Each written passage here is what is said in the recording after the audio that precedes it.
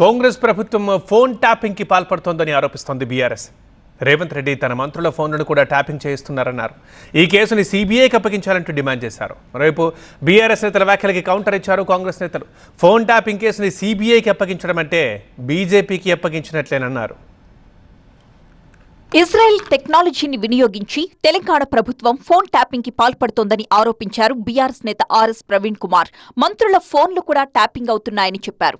మీనాక్షి నటరాజన్, రాహుల్ ఫోన్లు కూడా ట్యాపింగ్ చేయించినట్టు అనుమానాలు ఉన్నాయని అన్నారు. ముఖ్యమంత్రి, ఒక హోంమంత్రి ప్రతీకార వాంఛతో తన ఓన్ కేబినెట్ మంత్రుల మీద, బాధ్యతాయుతంగా వ్యవహరిస్తున్న ప్రతిపక్ష నాయకుల మీద, మిగతా అధికారుల మీద వాళ్ళ ఫోన్లలోకి ఇజ్రాయెల్ నుంచి ఇంకా రకరకాల దేశాల నుంచి దిగుమతి చేసుకున్న అత్యంత అధునాతమైన పెగాసస్ లాంటి సాఫ్ట్వేర్లను కూడా ఇరికిస్తున్నారన్న ఆరోపణలు వస్తున్న ఈ పరిస్థితుల లోపల ఈ సిట్ పారదర్శకంగా ఈ కేసును మరి పూర్తిగా శోధిస్తున్న నమ్మకం మాకు లేదు.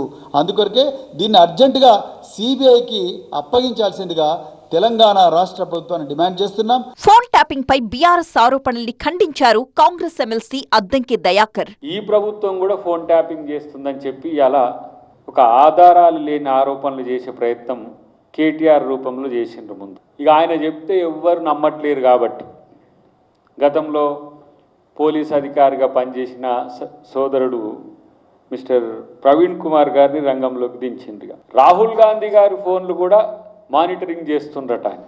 ఇలాంటి ఆధారాలు లేని ఆరోపణ వల్ల మీ క్రెడిబిలిటీ మాట పక్కన పెట్టు, లీగల్గా ఎన్నో సమస్యలు ఎదుర్కోవాల్సి వస్తాయి. ఆ చిక్కుల్లో పడాల్సిన సందర్భం వస్తాయని మిత్రునికి నేను హితవు చెప్తున్నాను. ముగ్గురు మంత్రుల మధ్య పంచాయతీ పెట్టాలని బీఆర్ఎస్ చూస్తోందన్నారు అద్దంకి దయాకర్. ఈ ముగ్గురు మంత్రుల మధ్యన పంచాయతీ పెట్టేస్తే ఏంది మా ఫోన్ ట్యాపింగ్ చేస్తుండటని చెప్పి అనుమానం పెట్టాలంటే వాళ్ళు ఎంత పకడ్బందీగా కలిసి ఉన్నారో మీ యొక్క స్ట్రాటజీస్కు వాళ్ళ టాక్టిక్స్కు మా మంత్రులు మా పార్టీ వాళ్ళు ఎవరు వాళ్ళ ట్రాప్లు పడడానికి సిద్ధంగా లేరు. మీ పార్టీలో మీ ముఖ్య నాయకురాలు కేసీఆర్ గారి కూతురే నా ఫోన్ ట్యాపింగ్ జరిగిందని చెప్తున్నారు. ఫస్ట్ మీరు అది చూసుకోండి ఏం జరుగుతుందో. కవిత ఫోన్ ట్యాపింగ్ చేసింది ఎవరో మీరు తెలుసుకోరి.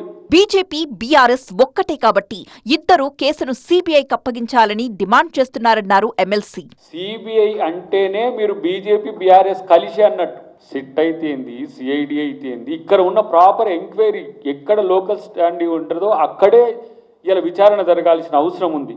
బీఆర్ఎస్ పై ఫోన్ ట్యాపింగ్ ఆరోపణలు ఉన్నాయి కాబట్టి కాంగ్రెస్ కు కూడా ఆ బురద అంటించాలని చూస్తున్నారంటూ మండిపడ్డారు కాంగ్రెస్ నేతలు.